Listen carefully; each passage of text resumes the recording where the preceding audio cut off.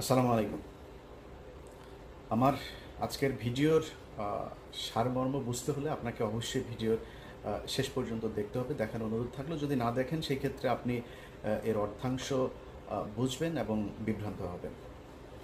আমরা দেশে এখন একেবারে স্পষ্টত দুইটা ভাগ হয়ে আছে, বিএনপি নির্বাচন এবং ডক্টর মোহাম্মদ ইউনূসের সংস্কার। আমি কারোর পক্ষেই যেতে পারছি না, এই জন্য দুঃখিত। কারোর পক্ষে যাওয়ার সুযোগও নাই। বেশ কিছু কারণ আছে, আমি কারণগুলো আপনাদের সামনে ব্যাখ্যা করব। আপনাদের যদি আমার সাথে একমত হলেও জানাবেন, দ্বিমত হলেও সেই আপনাদের মন্তব্যের ঘরে জানিয়ে দেবেন। প্রথমত ধরেন, আমি নিজে আমার ব্যক্তিগতভাবে আমি নিজে চাই যে এখন এই মুহূর্তের কথা যদি বলি, তারেক রহমান ক্ষমতায় আসুক এবং বিএনপি ক্ষমতায় আসুক সামনে নির্বাচনে। আমি 5 তারিখের পরে আমার বেশ কয়েকটা ভিডিওতে আমি বলেছিলাম যে এই সরকারের যদি বর্তমান অর্থাৎ ডক্টর ইউনূসের যে সরকার, এই সরকারের যদি প্রয়োজন হয় তারা 5 বছর, 10 বছর, 20 বছর যতদিন ইচ্ছা থাকুক, কোনো সমস্যা নেই। আমি নিজেই বলেছিলাম। ডক্টর মোহাম্মদ ইউনূসের হাতে সেই সুযোগটা ছিল এই দেশের যে কোনো ধরনের সংস্কার করা, এবং এমনকি দেশের জাতীয় সঙ্গীত, দেশের গণতন্ত্র, এই কি বলে সংবিধান, এই দেশের পার্লামেন্টারি যে ব্যবস্থা, সেটা নির্বাচন ব্যবস্থা থেকে শুরু করে সব কিছু সংস্কার করার সুযোগ ছিল, এবং এটা মানুষ মেনেও নিতে। এখনও অনেক মানুষ আছে যারা কিনা তাদেরকে সমর্থন করেন। কিছু কিছু জায়গায় আমিও সমর্থন করি, আমাদের অনেক সমালোচনাও আছে এই সরকারকে নিয়ে। এখন এই যে সুযোগটা বাংলাদেশের মানুষ তাদেরকে দিয়েছিল, তারা কতটা কাজে লাগিয়েছে দেখেন। 5 তারিখের পরে আপনাদের একদম খুব বড় আকারের যে বিষয়গুলো নিয়ে খুব আলোচনা হয়েছে সেটা নিয়ে যদি বলি, ধরেন এই দেশের মানুষ ভারতের ব্যাপারে প্রচণ্ড রকমের সচেতন এখন, এবং তারা ভারতের যে কোনো ব্যাপারে তাদের জীবন দিতেও প্রস্তুত আছে। তারা আমাদের ট্রান্সশিপমেন্ট বাতিল করেছে, আমরা ট্রানজিট বাতিল করেছি। তারা, আমি সহ, আমার ইউটিউব চ্যানেল সহ বাংলাদেশের বেশ কয়েকটা জাতীয় গণমাধ্যমের ইউটিউব চ্যানেল তারা ব্লক করেছে। আমরা তাদের চ্যানেলগুলো এখন পর্যন্ত বন্ধ করতে পেরেছি। তারা বিভিন্ন সীমান্তে এসে তারপরে আমাদের উস্কানি দিচ্ছে। তারা সেনা মোতায়েন করেছে, বিমান বাহিনী মোতায়েন করেছে, রাফায়েল মোতায়েন করেছে। আমরা তার জন্য কতটুকু কি করতে পেরেছি? আমরা তাদের এখন পর্যন্ত ট্রানজিট বাতিল করতে পারি নাই। আমাদের বন্দর এখনও তারা ব্যবহার করছে, তাদের ট্রান্সশিপমেন্ট আমাদের দিচ্ছে না, কিন্তু আমরা তাদেরকে ঠিকই সেটা দিচ্ছি। আসলে কি আমরা তেমন কিছু করতে পেরেছি? নির্বাচন আর সংস্কার, এই দুইটা একটার সাথে আরেকটার কি বলে কন্ট্রাডিক্ট করতে পারে না। এটা সাংঘর্ষিক না, কখনোই সাংঘর্ষিক না। হ্যাঁ, আমরা যে সময়টুকু ধরেন জুন থেকে যদি পরের এপ্রিল পর্যন্ত প্রায় 2 বছর হয়েছে, ধরেন 10 মাস করলেন কি? এই 10 মাসে অগ্রগতিটা কি আমাদের দেখান একটা?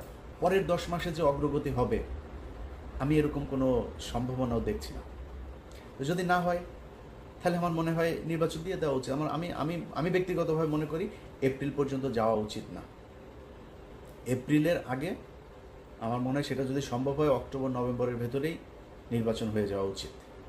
কারণ যারা এই গত 10 মাসের যেই সময়, এই সময় যাদের হাতে সবচাইতে এক্সট্রিম পাওয়ার প্র্যাকটিস করার সুযোগ ছিল, তারা যেহেতু পারে নাই, সেই সময়ে যেহেতু পারেন নাই, পরের 10 মাসে পারবেন না, এটা মোটামুটি পারবো। যেদিন বলেছেন আমি পদত্যাগ করতে চাই, ওই দিন আপনার শক্তি শেষ। এবং আমার যতটুকু আমার কাছে তথ্য আছে, আপনাদেরকে থাকতে দেওয়া হবেও না। বিএনপির ব্যাপক কর্মসূচি, তারা আমার কাছে থাকা তথ্য অনুযায়ী তারা ঝামেলা করবে, তারা আন্দোলন করবে আপনারা সরায় দেওয়ার জন্য। এবং সেটা কাটিয়ে ওইভাবে রাতের বেলা তারপর বলে আমি তো থাকতে চাই না, অভিমান হয়েছে, আমি দেশে থাকবো না, চলে যেতে পারবেন। এর বাইরে কোনো কিছু করতে পারবেন না। ওই শক্তি আপনার এখন নাই। সেনাবাহিনী আপনার পক্ষে নাই, সিভিল প্রশাসন আপনার পক্ষে নাই, দেশের রাজনৈতিক দলগুলো আপনার পক্ষে নাই। আমার তো মনে হয় এখন আপনাদের বোধহয় কিছুটা এইদিক ওই দিক, জামাত ইসলাম বোধহয় আপনাদের কিছুটা দেয়, আর এনসিপি তো আছেই। এর বাইরে কেউ আপনাদের পক্ষে নাই। আপনি থাকবেন কীভাবে? বাট অনেকক্ষণ সমালোচনা করে আবারও বলি, ডক্টর ইউনূস, আমরা আসলেই চাই আপনি, এবং শেষ দিন পর্যন্ত একটা কথা বলে যাই, এর আগেও বলেছে, আজকেও বলছি, শেষ দিন পর্যন্ত আমার নিঃশ্বাস যতদিন থাকবে আমি স্টুডেন্টদেরকে সর্বোচ্চ সম্মানের চোখে দেখতে চাই, সর্বোচ্চ সম্মান করব, কারণ এদের কারণে আজকে এই বিএনপি যে ক্ষমতায় আসতে চায়, নির্বাচন চায়, এটা বলার সুযোগ পেয়েছে তাদের কারণে। তো 24-এ নির্বাচন হয়েছে, আবার 29-এ নির্বাচন হইতো, এর আগে নির্বাচন নিয়ে কথাও বলতে পারতেন না। এদের কারণে এরা জীবন দিয়েছে, বিশাল খারাপ সময়ে তারা সাহস নিয়ে তারপরে এগিয়ে এসেছিল, যেই কারণে তাদের প্রতি সর্বোচ্চ সম্মান থাকবে। ডক্টর ইউনূসের প্রতি অসম্মান দেখানোর কোনো সুযোগ নাই। এই লোকটা ব্যক্তিগতভাবে আমাদের দেশের কোনো ক্ষতি করে নাই। এই লোকটার কারণে গত 10 মাস যে দেশে যে একটা সরকার অন্তত আছে, সেটাও এর কারণে সম্ভব হয়েছে। আদারওয়াইজ যে ষড়যন্ত্রে গত 10 মাসে বিএনপি, এই আওয়ামী লীগ এবং ইন্ডিয়া করেছে, এই ষড়যন্ত্র কাটিয়ে ডক্টর ইউনূসের থাকার সম্ভব হতো না। অতএব আমি মনে করি যে বিএনপি এই নির্বাচন হওয়া দরকার। যেহেতু 10 মাস হয়ে গিয়েছে, একটা আমার মনে হয় খুব এক মাস সময় যথেষ্ট একটা সব দলকে নিয়ে বসে একটা সিদ্ধান্তে আসা যে কিভাবে নির্বাচনটা হবে, এবং নির্বাচন 5 বছর যে সরকার থাকবে সেই সরকার যাওয়ার পরে কিভাবে আবার পরবর্তী নির্বাচন হবে, এই জায়গাটায় ঠিক করে তারপরে আমার মনে হয় করা উচিত। আপনারা সংবিধান করতে পারবেন না, আমার মনে হয় না করতে পারবেন।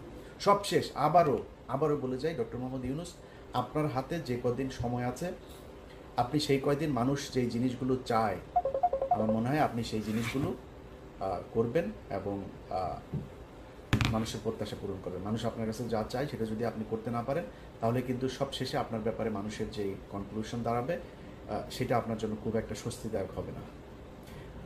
তারপরেও আপনার প্রতি এবং প্রতিটা নেতা, ছাত্র আন্দোলনে যারা ছিলেন, সবার প্রতি শ্রদ্ধা, ভালোবাসা সারা জীবন থাকবে। বিএনপি ক্ষমতায় আসলে একদম আপনাদের ভুলে যাব এরকম না। আপনাদের জন্য আমার যতটুকু করণীয় থাকবে আমাকে বলেন, আপনাদের পাশে সবসময় থাকবো। সব ভালো থাকেন, আল্লাহ হাফেজ।